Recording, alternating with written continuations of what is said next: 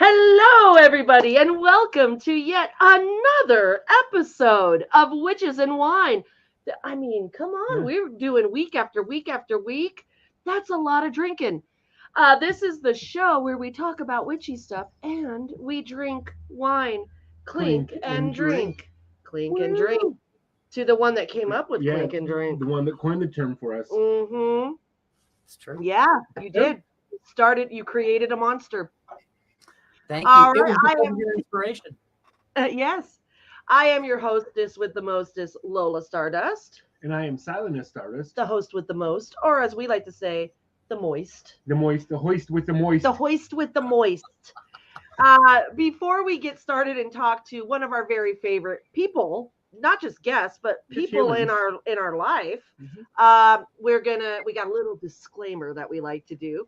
It has been brought to our attention that some people don't enjoy learning cool things about the craft and the occult, while witches be partaken in wine. They've said, "Oh, you guys are a little too loosey-goosey, and I think sometimes you've even been drunk."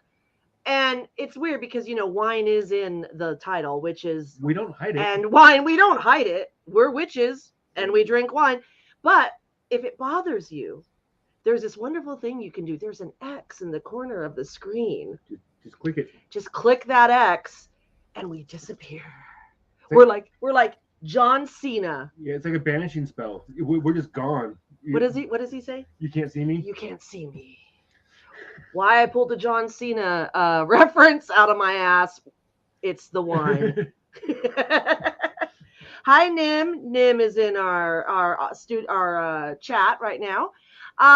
So yes, before we get started, we're going to talk about that thing we were just talking about, wine. I'm going to turn this over to my partner in crime, my high priest, my best friend, my hubby dubby wubby schmubby. Oh, never again. Please don't. Never again. I will say it that way. Silenus Stardust, why don't you tell us about the wine that we're drinking tonight? I would be happy to. Tonight we are doing a Super Tuscan. These are some of the most complex wines that come from Italy.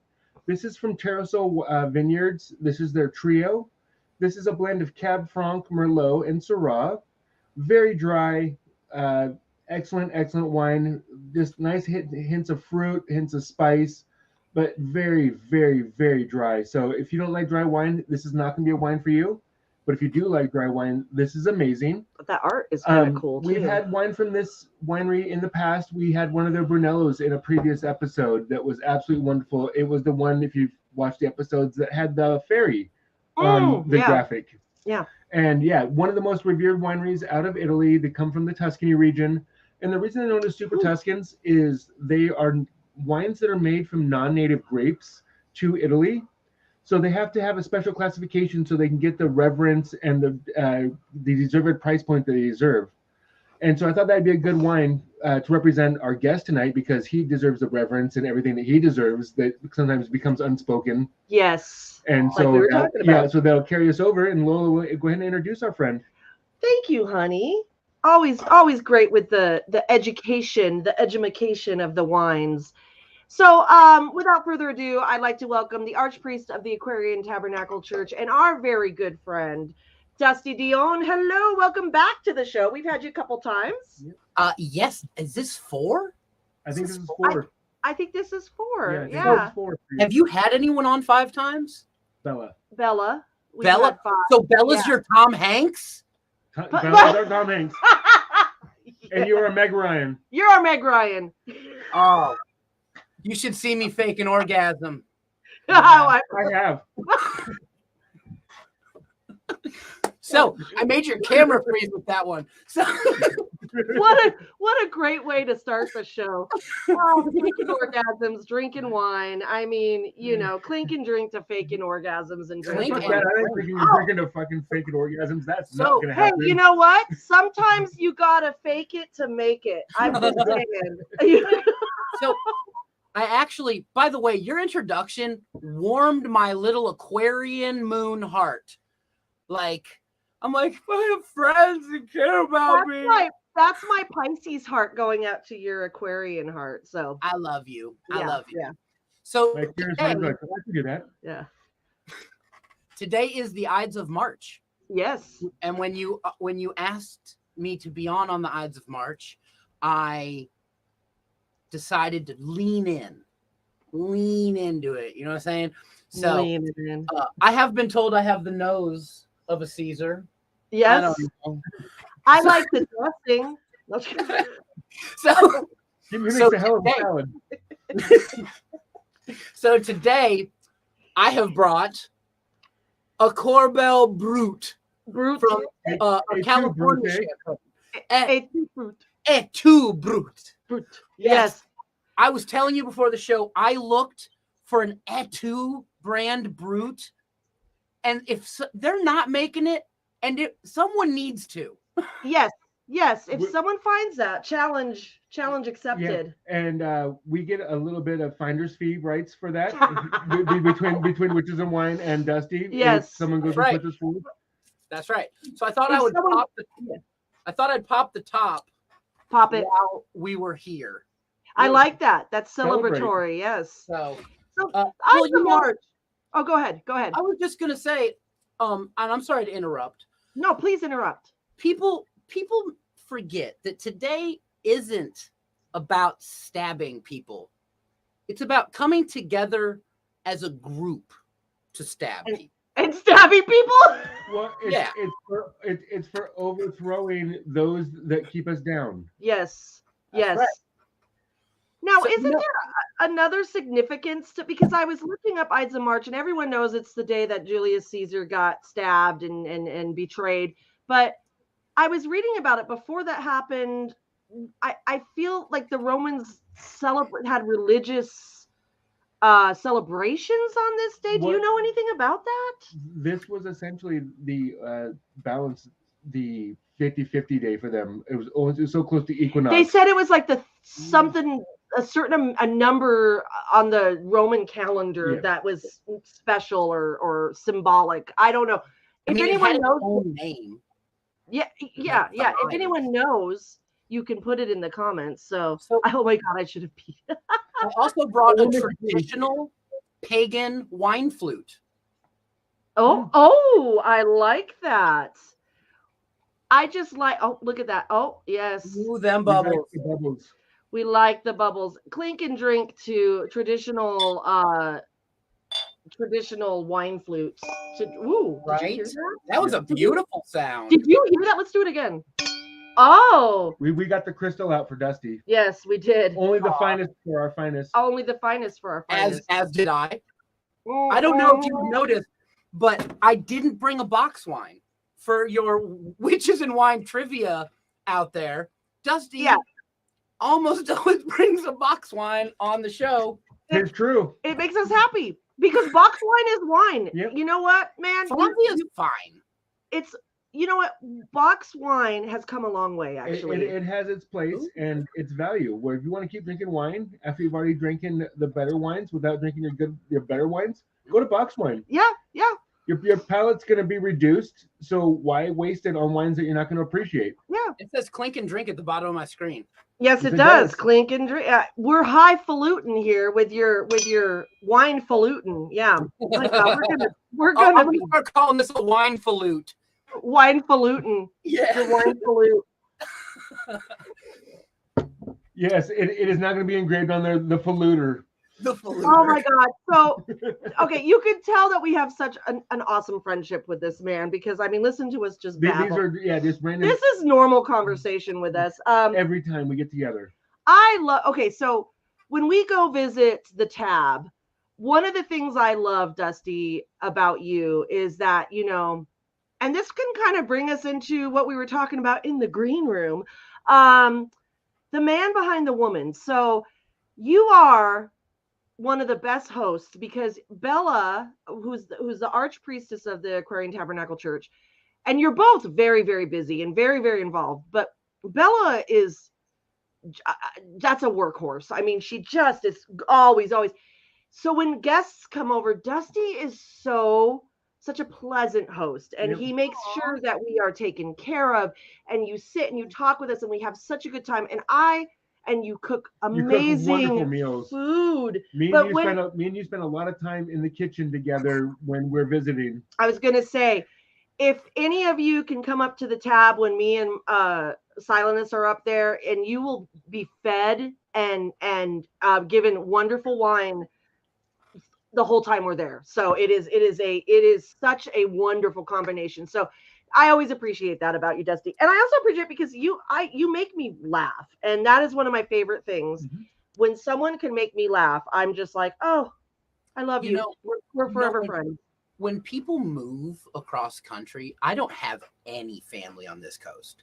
Yeah. My family has been in the Ohio River Valley, and for so long we have a genetic marker. Oh wow. Oh, like my family has been settled there since the late 15 or early 1600s. The white side of my family has been there. Yeah. And the other part of my family is all New England, right? So when you move somewhere new, friends are so important, and they can just watch our love letter to each other and deal with it. Yeah. Having real friends when you're in that situation is literally the most important thing that you can have, more than a bed to sleep in. Having someone who believes in you and cares for you. Whew, I love you. We have a phrase that we use that describes this perfectly. Our family, chosen and given. Yeah. Because there's families that we're born into, and there's families that we build and that we want to be with. Yeah. You guys are in the family that we want to be with. You're our chosen family. You're our chosen family. And we don't get to see you a whole lot, but we will be. We're planning on seeing you more because we have better transportation. Woohoo! We have dogs that behave and we can bring. The new dog, she will get there. She will get there. She's still bring Cow.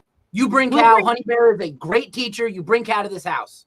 We will bring Cow. We will definitely bring Cow. Honey Bear really likes smaller dogs, and she really likes the energy. You can ask Nim in the chat here. She helped with Daphne. She's like, Daphne's even big, and she's like, oh, now you youngin', this is how we do things. And she's a good teacher. So bring that puppy over here. Well, when we brought Chanel over the last time, it's funny because Chanel's our old lady dog too. So it was kind of funny because Daphne was the hyper young dog, but very well behaved.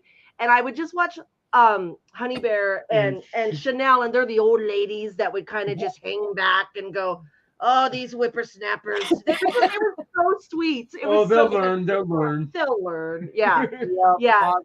I loved having you guys over with Nim and Jesse and their dog and your dog. Well, because this is Hekate's house, right? Yeah. The tab is Hekate's house, and she loves her dog. So, I'm getting a tattoo and very shortly where it's going to be Hekate with her hounds, but it's going to be Chanel and then our Ziggy puppy that passed away and Cow. Those are going to be the hounds. Cow's going to be peeking around the corner. Cow's going to be peeking around, being the little puppy who. So let's talk about the man behind the woman. You're such a great host, and I want to talk about that role of high priest, that role in Wicca where we talk about, because I've seen this, and I used to say this to Phil. I'd say, it says in there that you must honor your high priestess, and I got so excited when I was teaching him and raising him up. I'm like, but you always honor me and always defer to me because I'm the queen. But it kind of is that way, and it doesn't. Some men would feel kind of emasculated by that. No one that I know in this room, because you guys are actually, I find it much more powerful and much more secure. You have to be secure to have a strong woman that you back up. Can you explain what that is to people that are watching or that will be watching the recording? What is the high priestess role to the high priest's role to the high priestess, or the archpriest to the archpriestess? What is that for? What is that? Okay, so in traditional Wicca, and I would like to point out that in the ATC Mother Church, we use projective interceptive for the most part instead of not the affiliates, whatever, and other churches. I mean, we're not here to govern people, but at the ATC Mother Church, we use projective interceptive in these situations because Bella is definitely the projective force of our relationship. I don't know what that's like. I have no idea what that's like. And she's also the one leading that needs support, right? So these are actually two separate things going on. Yeah. Because then you've got things like Pete Davis, who was the head and the projective force with Debbie Hudson and Bella and Wendy and Cindy, and I'm going to forget one because I'm on television. And they were definitely the receptive force, but they were also the ones that were doing the ritual and needed Pete to support them. Right. Yeah. So in ours, we just happen to have the one where Bella's the projective force in this relationship, and I help support her as the receptive force. Yeah. But she's the one that's leading ritual. And so, as they say in the Wiccan law and in the Book of Shadows, I give her the support for that. Right. Yep. But that might be different. It might be that Phil's the one who does all your ritual work because you got something else to do, and so you're supporting him. But the role that you're asking about, now that I've gone through all that, I love it, is that there's always going to be those that are pushing out into the universe and those that are receiving the energy, right? Yeah. And so what the person behind the person doing the work does is help feel out the energy that's the receptive energy to their partner's projection, and helps smooth that out in a way that it's received by everybody in the ritual. Yeah, that's perfect. And we were talking about, this reminds me of my big fat Greek wedding, where the mother says, your father's the head of the family, but I'm the neck. And it turns the head. I turn the head, which I was thinking of that. And then you were saying something about Nancy Reagan earlier, saying something about, I like, what did she say? So anecdote goes that, and this is supposedly a real conversation between Ronald and Nancy. Yeah. Ronald said, woman, I'm the president of the United States. You should be nicer to me. And Nancy turned to him and said, he said, I'm the president of the United States. You should be nicer to me. And she said, you should be nicer to me. If I was someone else's wife, they would be president of the United States. Yeah. And if you get into conservative circles that talk about like that pre-neocon Republican, the Gipper, really into Reagan, they all know that Nancy was the driving force behind that relationship. He wouldn't have run for office if she hadn't like, hey, go be president. Yeah. The way I say it is, in our group, our high priestess is the face, the high priest is the backbone. Oh. Where they're the ones behind the scenes. You don't see what they do, but they're the ones that creating the stability behind there. Let's make that beautiful noise again. Clink. Oh, clink and drink. The old clink and drink.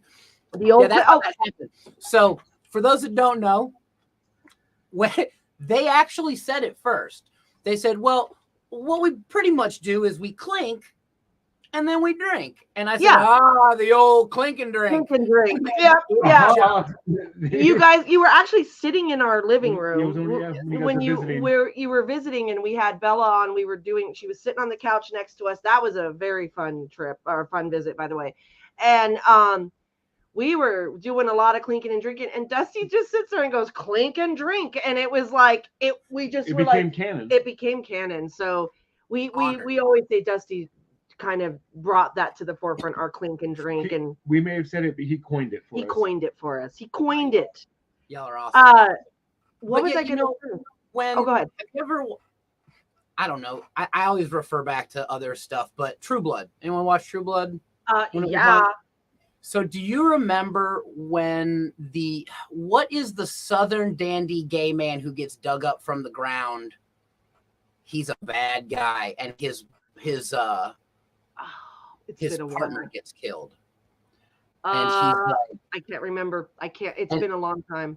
And it destroys his whole world because he was the powerful one. He made the money. He was the one in charge. But his partner was the one that made a home for him to come to have respite, to be able to get away from the world and have some normalcy, you know? Yeah. So the Louis to the Lestat. Yeah. We're gonna use. I mean, usually I'm more Renfield. Eating bugs. No. You are not a Renfield. Give yourself more credit than that. I just love Tom Waits. Can I just love Tom Waits? Tom Waits is amazing. I love Tom Waits and his Renfield it was Dracula, the Francis Coppola one, right? Yeah. Yeah, you gotta love him. And I like to do the laugh. He said my favorite thing about music. He said, and my favorite band is Sublime. So when he said this, it really just ding. Yeah. He said, I love beautiful sounds telling me terrible things. Ooh. Yes. That's me. I love that. Right? That's bedroom talk. Yeah. I got a little moist with my voice. It was probably somewhere closer to like, I like horrible sounds telling me beautiful things. Yes, he sounds like he would be related to Marge Simpson and her sisters. He's a bouvier. Have you heard The Piano Has Been Drinking? No, I have not. That's my favorite song by him. He goes, the piano has been drinking, not me. There's a lot more, but that's the punchline. It's so good. I love Tom Waits. Tom Waits is amazing. Did you know who else really like this? This is what we do. We talk about music too. Do you know who else really loves Tom Waits and brings him up all the time? Another singer, Courtney Love, loves Tom Waits. She brings him up all the time in her interviews. Only because I follow her on Instagram, because the girl is so entertaining and has seen and been through so much. You gotta love Courtney Love. You can't help but watch her car ride. You gotta watch it. She's actually a lot better, but she's done so much in her past that it just carries through. She's sober, but she'll never really be sober. And I'm not talking about she partakes. I'm saying that she has the brain, the mindset of someone that's high constantly. That happens. That happens after extended drug use.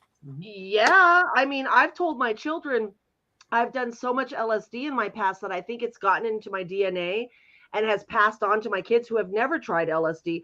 But some of the conversations they've had, I'm like, this is conversations we've had with my friends on LSD. Like, they have gotten deep, and I'm like, and they're like, you've just passed it on to us. I'm like, you kids never need to do LSD because I've passed on that. Our youngest one had no chance between the two of us. Actually, when I was pregnant with him, before I knew I was pregnant with Cole, we had done LSD. And then I found out like weeks later I was pregnant, and I'm like, oh, well, like, like, yeah. And if you ever get to meet him, you'll understand. You'll understand. Well, yes. They say that alcoholism gets stuck in your DNA. Like, it legitimately gets stuck in your DNA. And if you have no alcoholism in your family and you decide, I'm picking up the bottle and becoming a drunk, it changes your DNA, and you can pass down the genetic markers then for being an alcoholic. So it does not surprise me at all that you could take LSD and it change your genetic markers to make you predisposed to having your synapses set up in such a way that you understand existential thoughts better or something like that. Well, my kids do. They have these conversations. We'll be sitting around and I'm looking at them going, are you sure you kids aren't doing LSD behind my back? Because these seriously are deep. And they're like, Mom, look who our mom is. And I'm like, okay, I get it. So I want to also talk about, so let's talk about leadership, because we were talking about Julius Caesar getting stabbed and betrayed. And I see that bridge. That long bridge. Yes. The Ted Danson like bridge. The Ted. Some may say I look like a lesser Caesar, but I think it's Julius. Oh no.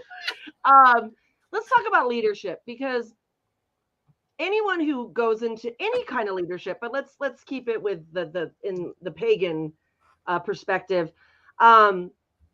It's really funny because for me, the longer that I'm doing this, sometimes it's not that it's harder to do, but there's more challenges that come with leadership, because I feel like a good leader is going to start opening up more and a little more and welcoming more and organizing more and kind of dealing with more people.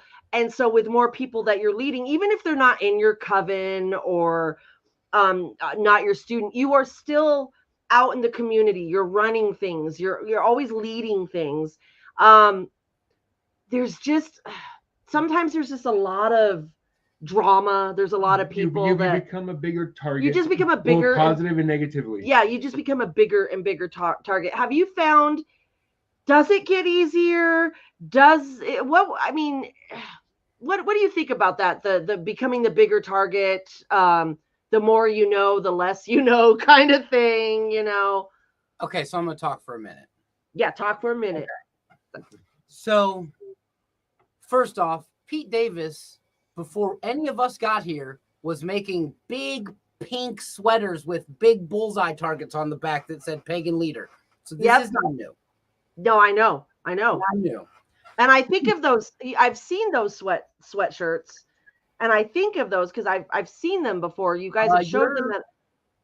You're do one if you're an affiliate leader. I would love one because I think of that. Yeah. We'll think that you have. Yeah, we'll talk about that. So being a leader sometimes just means that you're the only one willing to step up and do it, and everyone just follows you. That happens sometimes. Yeah. And that is what it is. Sometimes you find yourself in a leadership position. But man, it's a big question. It is a big question. I'm trying to figure out where exactly to start. I've been having this conversation a lot the past couple of weeks, which is why I'm having an issue, because I've got like topic 1, topic 2, topic 3, topic 4 that I've been talking about all week. So try topic 1. Let's go in order. What's topic 1? So topic 1 is the idea of what to do when someone is being an antagonist in your group and causing problems. Mm-hmm. So it's really easy to be the type of leader that makes a blanket rule and then nails people to the wall when they break that rule. That's super easy. Yeah. It's not fair for the people, but it's really easy for you as the leader. It takes it all off your back. Not making blanket rules and dealing with everything as it comes up instance by instance, because everything has nuance and there are extenuating circumstances. We're humans. We understand extenuating circumstances. We're not robots. Yeah. So that's way more difficult and way more work on you as the leader, to have to sit down with somebody and look them in the eye and talk to them about what's going on with them, talk to them about what their problem might be, and then have to sit with them and work through it. That's not comfortable. Leaders don't like it any more than other people don't like it. Yeah. But it's way more fair for your people. Yeah. Way more fair. And then if you decide, what up, Cal? If you decide that they then they're the ones that need to be removed from the group, you sat down and did your due diligence. You gave them a fair shake. Mm-hmm. I believe in giving everyone a fair rub because I'm very selfish. When I remove you from my group, I want to be able to feel vindicated about it, even while you're yelling. Because if I know I did my due diligence to work with you and it just wouldn't work out, then when you inevitably, this will be topic 2, go out into the community and just trash me and my organization, I'm like Sirius and Azkaban. That shit don't hit because I don't have any guilt because I did everything I could to work with you. I love that. That's so important because it comes down to can you sleep at night with the decision that you made? Right. And that's always how I look at my day and any hard decision I had to make. Can I sleep at night? Yeah. Pete Davis, Rule 2086. Look at the people that you consider your enemies, and then look at the people that consider themselves those people's enemies, and see if you like the company. I like that. Maybe you're on the wrong side. Yeah, yeah.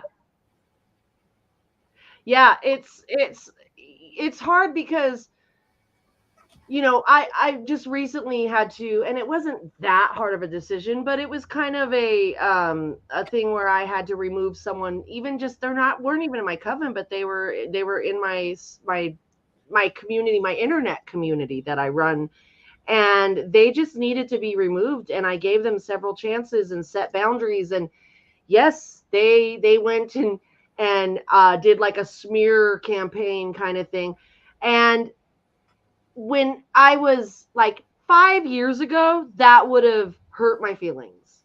And I'm human. Of course, it's going to sting a little. I'm not a robot. It's going to sting a little. But what I've learned is when they go off, and I've also learned this from Bella, when they go off and just rah, rah, rah, rah, rah, if you sit back and don't say anything, they provide themselves enough rope to... You know what I mean? And they kind of prove. It says more about them than it does you. Yes, they prove why you made the decision you made. Absolutely. And every time you remove somebody from your group that is low energy and causing people to be uncomfortable and unsafe, you make room for a higher quality of people to come into your group. Mm-hmm. It's just true. Yeah. And I'm not going to say people, huh? It's the ability to set boundaries and hold boundaries. Yes. Because people are going to keep banging against those boundaries because, there's a hurt feelings. Yeah. And, and it's not personal. You have to be respectful of yourself. There's only so much that we can give of ourselves without we give before giving too much. But it's knowing where to set that boundary and how to maintain it. We've had to learn that too, because, I'm not going to do something unless I can reflect on what I've learned, like in the past from it. So I've been removed from groups. Mm-hmm. In my past, I've had people break up with me as a friend or whatever. And at the time, when I look back on it now, I'm like, yeah, they should have removed me. I was a fucking mess. Or whatever, But at the time, of course, I was hurt. But I also now I can reflect back on that and go, yes, I know what it feels like to be removed, but I also understand the importance of that and what I learned from that. And that's all you can hope for. It's being willing to learn. Willing to learn. Yeah. Look at yourself. As our illustrious Daryl Delph says, being told no is not spiritual abuse. No. And isn't that a good one? Yep. That's a wonderful one. And and that's really hard. What I've found as I become more established in the community and more out there, you are gonna attract people that are. It's a compliment that some of these people that they may not play well with others, or their energy may not just fit. And I'm flattered that they have seeked me out or they've done these things, but sometimes I can just tell right off the bat that you know what? There's a phrase that we use in a charge of the God that we use in our group, and it's the power to say no and no further. Yeah, we have the power to say no and no further. And that line, it was from one of our old coven members, actually wrote their very own charge of the God, and we actually use that. And that line is the most powerful line in the whole thing for me. And when I say it each and every time, it's that power of, I can say no, or I can say no further, and that is my right, and you need to respect that. Yeah. Yeah, absolutely. And it says a lot about a person that respects that. Because we've been told no, right? You've been told no, Dusty. He's been told no. I've been told no. And it's no one likes to hear the word no, but you need to hear the word no. Sometimes we need to hear it. Yeah. Oh, another thing, this is a little bit non sequitur, but still about leadership. It's important to not give safe harbor to people who are habitually kicked out of other groups. We just had something recently where you had somebody, and I'm not going to say names, but you had somebody that you had to ask to not come over. And so they thought they would come to our stuff. And when we found out they were from Spokane, the first thing we did was write you and say, do you know this person? And you said, yes. here is what I know of them. And I was like, Yep. oh, well, Yep. I am going to support you as a leader by supporting your decision as a leader. And so, unfortunately, not able to platform this person for them to come over to our And stuff. that, that is such a wonderful feeling, because that you would not make me an affiliate leader if you didn't have some sort of trust in my decision making. So, and there's gonna be times when we do welcome people as affiliate leaders or in coven members that we got wrong. We were like, oh shit, right? Like, Everyone's been hoodwinked. Find out who they are. Find out who they are, find out where they came from, and then contact the leadership and find out. You don't know. It could be something where you're like, I don't really find that to be that big of a deal, so that person can be here. Or you might find out like, that is absolutely not okay. Thank you for telling me. I won't platform that. Yeah. We had an affiliate leader in the ATC decide to leave because they got mad because Bella wouldn't let them. Bella said no. Yeah. And so they left and went to Church of All Worlds, to affiliated Church of All Worlds. Yeah. And the leadership at Church of All Worlds did not contact us to ask us anything about the person. And when that person ended up being a problem, then they were like, hey, this person was with you. Tell us about them. And we told them, they're like, why didn't you tell us? And we're like, you never asked. You never asked. Never asked. Why would we come in and butt our nose into your stuff? So that's why protocol is to call the leaders. And that is such a good protocol. And that's something that, as a leader of a coven, that I really enjoy knowing that and learning that, like, yeah, let's look at the puppy papers. Let's look at where they came from. Let's look at who knows them. Because even though we are a welcoming and inclusive religion, but when you are practicing magic with someone in a circle, that is a whole nother level. Like coming to community things, and even having to know, like, we unfortunately have had people in our local community that we have the proof that they were arrested and trial and convicted of inappropriate behaviors. Yeah. Well, I was going to say, pedophilia, inappropriate, and there's been other things as well. And other ones. And when you've got the proof, it is our responsibility as leaders to communicate it, to say it. Now, what these people that run these events choose to do with that, we can't control. Right. But we did our due diligence. Right. And that's where it comes back to, I can sleep at night because I've done what I need to do. It's easy for people who are predators to find a foothold in the pagan community because we're very accepting and we're very kind. Also, Nimir, The Charge of the God was written by Daniel Christensen, who's an ATC priest. No. The one we have was written by a former coven member of ours. Yeah.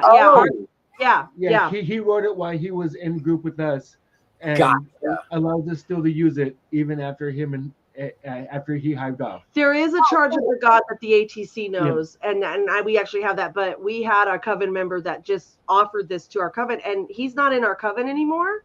But he has given us permission to please use it, and I will share it with you after this, Dusty. I'll send it to you because I think you would really, really love it. So I'm working on a book right now. And so after this comes out, if one comes out that looks like this after I put it out, I'm suing. I'm just letting you know. I'm looking at you, Llewellyn. I'm looking at you, Red Wheel Weiser. I love it. I'm working on taking pagan liturgy like the Charge of the Goddess and numbering it like the Bible. I remember you were telling us that. Yeah. Oh, yeah. Well, because then you could be like, he has to take the puppy out. Yeah, he has to take the puppy out. I know. He'll be back. That puppy can interrupt everything. Right. It's too much. Seriously, it's too much. We need to get a little square cowbell. Yeah. Oh, God. When when you get my mother, who is OCD clean freak in her house, and this puppy I brought over and it pooped on her kitchen floor, and she was like, how cute. I was like, oh my God. The superpowers of the corgi puppy. Yes, the corgi has superpowers. But yeah, so we were talking about, the betrayal, the Ides of March, all these wonderful things, leadership, the pros and cons. Let's talk about what is coming up very, very soon. Spring Mysteries. Tell us about Spring Mysteries. I've got the dates here. Look at that. Online and in person, April 6th. Oh my. Aren't I fancy? Very nice. I know. April 7th is my birthday. Well, happy birthday. And how old will you be? Do you mind telling? I will be 40. You're gonna be 40. You're turning 40 at Spring Mysteries. I hope they're having something big for you. Oh, get out. I bet it's a surprise. I doubt it. It's Mary's weekend. I wouldn't want to have something. I want the focus to be on Mary. I've had birthdays. But it's 40, so I'm saying after Spring. Hold on. I call the first year of the pandemic my quarantine seniora, and I don't count it. Well, that can't stop me from doing something for you, even if it's later. You know what? My 50th birthday got canceled because everyone got COVID. And so I had the 50.5 in the summer because my birthday is in January. This was January 2022. And I had a big party planned. That was the height of the COVID here in Spokane or everywhere. Right. Everyone got COVID. We got COVID on the actual day of my birthday. Had to cancel this huge. We were going to have a rave themed birthday party. Hell yeah. And had to cancel it all. And I'm like, I'm turning 50. Like, this is a big deal. So 6 months later in June, I had a nice little smaller one, but it was wonderful. So even if it's just a month later or so, Dusty, I'm saying, 40 is a big deal. We can celebrate you at some point, and we're gonna. Absolutely. Okay. We're gonna. I'm all about it. Yeah. But so Spring Mysteries. Spring Mysteries is going to be awesome. Wendy Rule is going to be in concert. Mm-hmm. And I think it's the last time that she was in Washington State in concert was when we brought her here, or when she was here last time for Spring Mysteries. Mm-hmm. So if you're into Wendy Rule, she doesn't come all that often. We do what we can to get her here. Yeah. Jason Mankey's going to be there. We love Jason. We love Jason. And he's really he's a student of Hellenic paganism. And I think he is going to, I don't know. You never know how people are going to take the mysteries. I think that it will be powerful for him. I think so too. So, will this be his first year at the mysteries? He's never attended mysteries. Oh my God. When we talked with him, he talked about that. Yeah, we really like. Was he excited when you talked to him about it? Well, he was talking about how he never experienced it. This was a few years ago. Yeah, we had him on our show. We had it, I think, pre-pandemic. Yeah, okay. I think so. Yeah. Cool. So, but we're gonna have the elevation it's not really the actual elevation. It's a recognition of the elevation for Mary Malinsky into Archpriestess. We're going to have a leadership dinner that is awesome. There's already like 30 or 40 people have signed up to come to the leadership dinner to hear Terry Riley talk about what he has done to change the face of paganism in Lake City and how his church is taking care of the entire food needs of all of the people in his area. For those that don't know, when Demeter went across the country, that Bella was Demeter, I was the Hierophant, and we told everybody to start gardening the World Love Tour.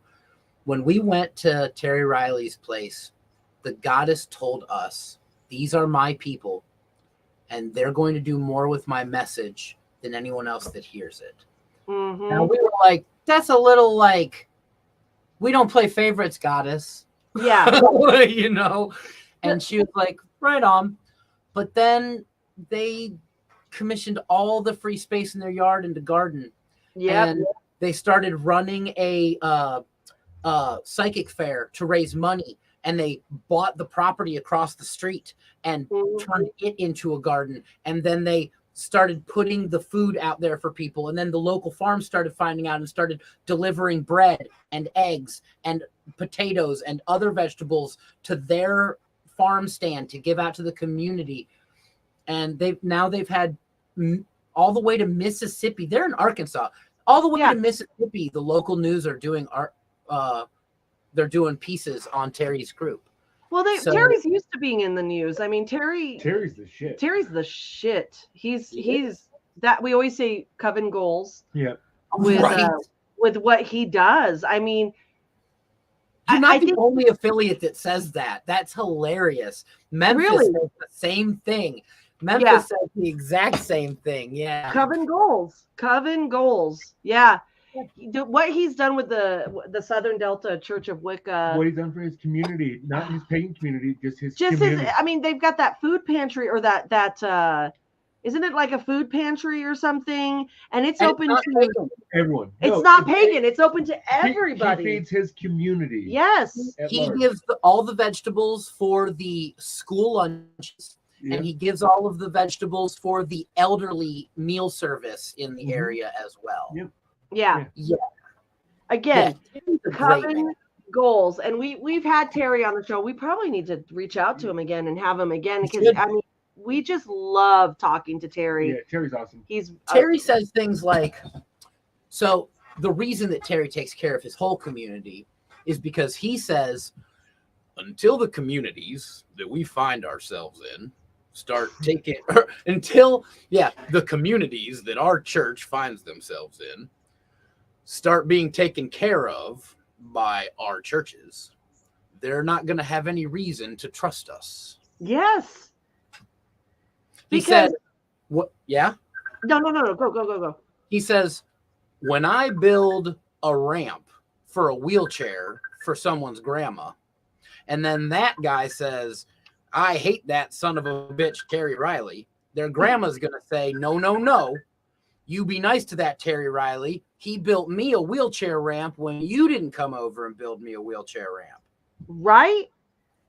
We have to work harder as Wiccans to make it known that we are here, so like we're doing a public Ostara coming up this Sunday, and we make it very family friendly. We do an egg hunt for kids. Last year we had a crap load of kids. 60 kids. 50 or 60 kids. We did an egg hunt.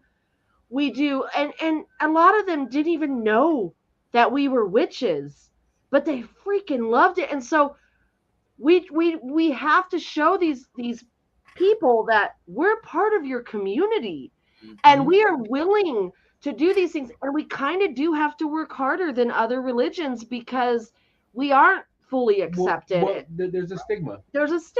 And that's why I love being part of the ATC, is because you're on a bigger scale and you're speaking on our behalf. You're speaking on all the covens that are affiliated.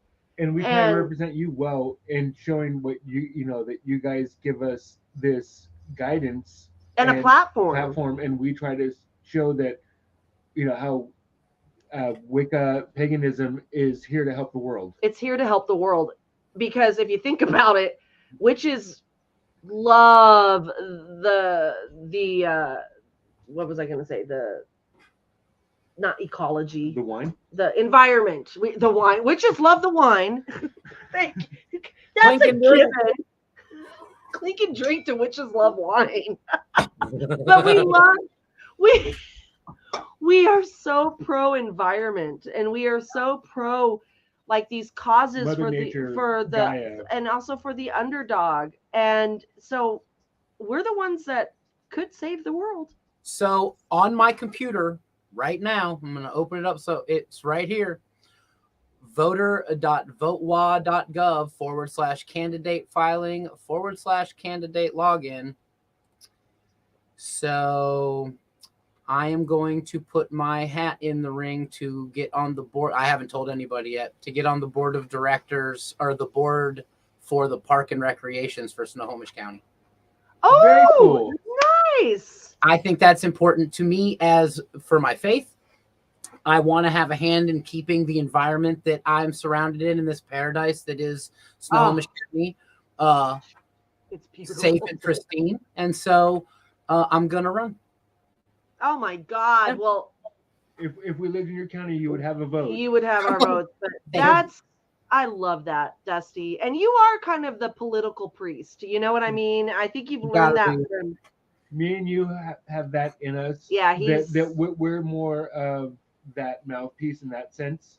He's much more outspoken politically than I am. Let me tell you the rules, pagan ministers. Okay. You're allowed to say whatever you want about politics as long as you don't do it from the pulpit and you don't tell your people how to vote. Boom. I would never tell our people how to vote. Each are individuals. But you can say this. You can say this. The candidate that is up for being the House of Representatives member from the Eastern Washington delegation believes in oil drilling and does not believe in science. As pagans, we are where the medicine men and sage women came from. Also, we would not put our hat behind anybody that would rip the resources out of the earth, especially at against the behest of the scientists who say climate change is a problem. Mm-hmm. Yeah. You can totally say, and you can say, this person does not hold the values that I hold as a pagan, and anyone that holds values as a pagan could not vote for them. Yeah. You can say that from the pulpit. Or anyone who's not pagan but still holds those same values that the pagans hold can, right. Yeah. I have a really random, weird question. What's under your armpit? Oh. Yes. Things seem to be growing. Things are growing. That's yeasty. It is. Might you say it's embedded in your arm? It's yes. One might say that it was embedded in my arm. Oh my God. What? Seriously, what is that, Dusty? So I am making sourdough starter from scratch. In your armpit. So you have to keep it. Yeah, actually its name is Yeast West, or you can call it yeah. You can call it Yeasty. Yeasty. Yeah. Click and drink to Yeasty. Yeasty. Oh my God. So you thought I forgot. At our last Coven event, I was explaining how to make sourdough starter from scratch. But you have to keep it at like body temperature. So I've just had it rocking for like a week and a half.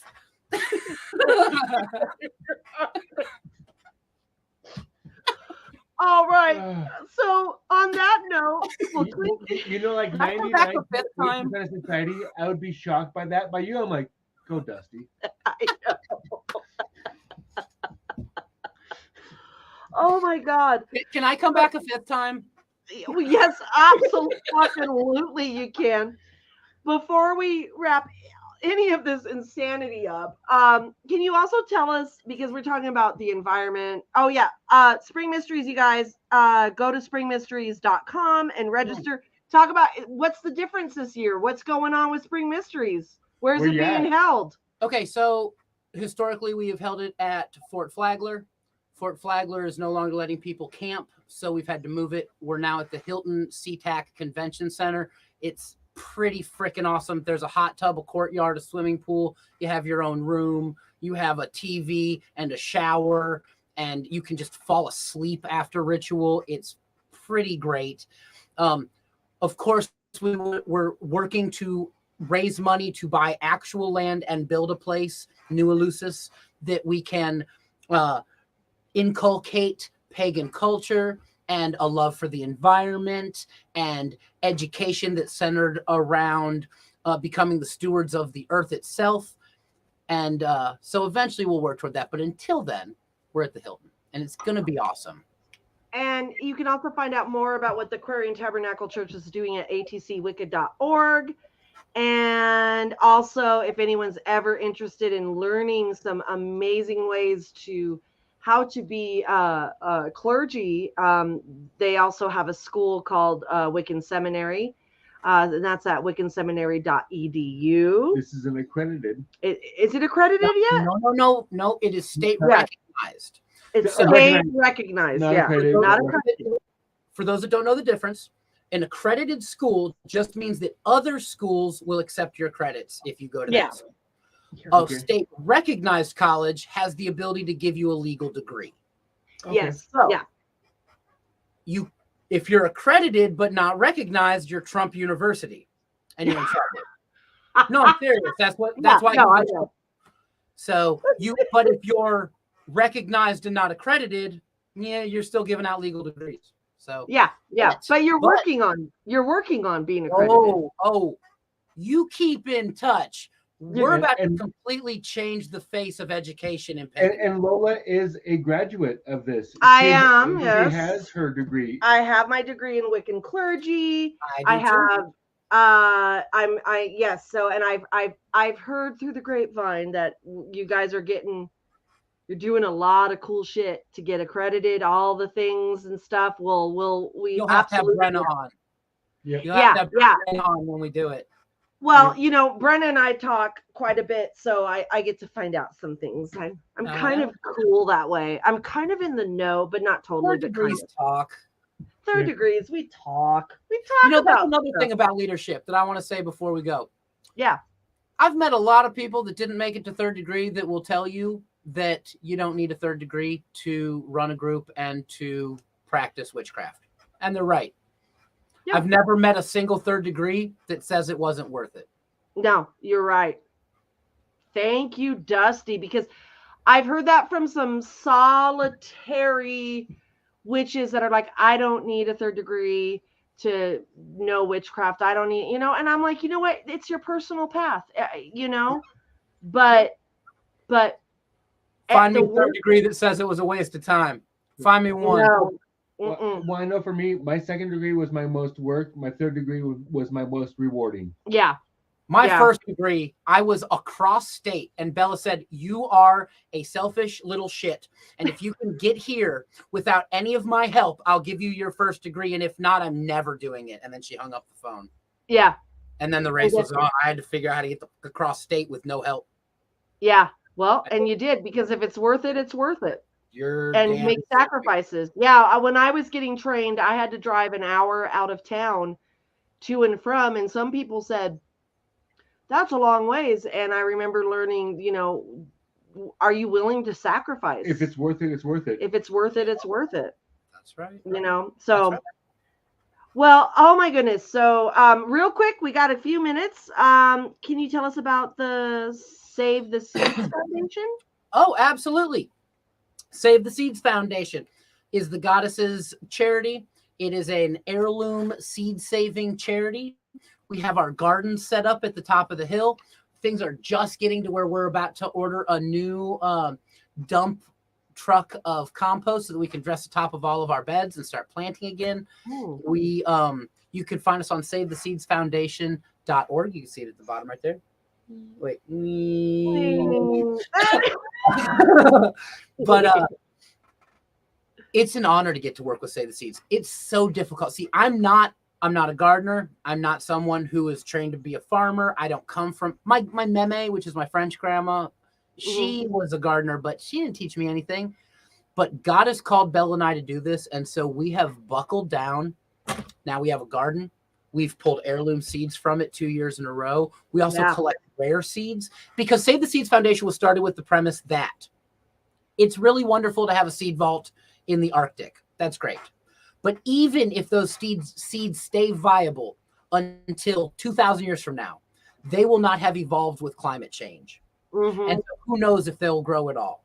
And so Save the Seeds Foundation, first and foremost, is a living seed library that's constantly planting and recapturing so that these plants are evolving with the environment. Yeah. That's what we do. Well, and being part of the Spring Mysteries, and we have some seeds from Save the Seeds. Yep.